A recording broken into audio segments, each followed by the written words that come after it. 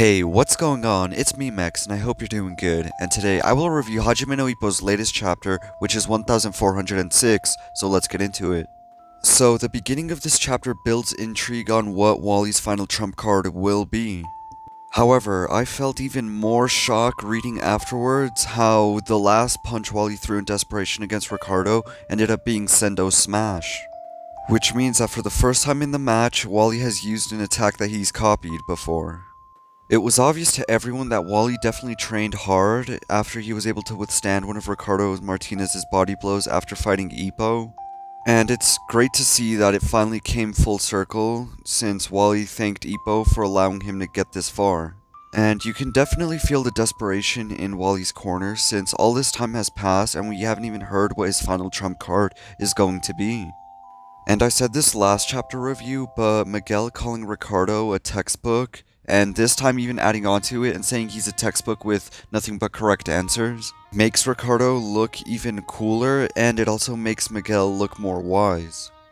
And the trump card that Miguel had planned for Wally, being that Wally should just be himself and have fun, is honestly the most fitting thing it could have built up to.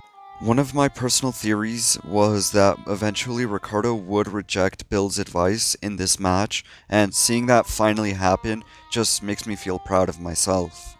And hearing Ricardo say that he'll take the initiative since he can't let Wally take the pace of the match again, kind of makes me believe that this next round will be the last one of the match. And for the first time in this match, Ippo ends up doing something as a second for Wally, that being giving Wally's message to Sendo. And my first thought of seeing Wally stomping his foot on the ground was that this is going to be his last stand against Ricardo.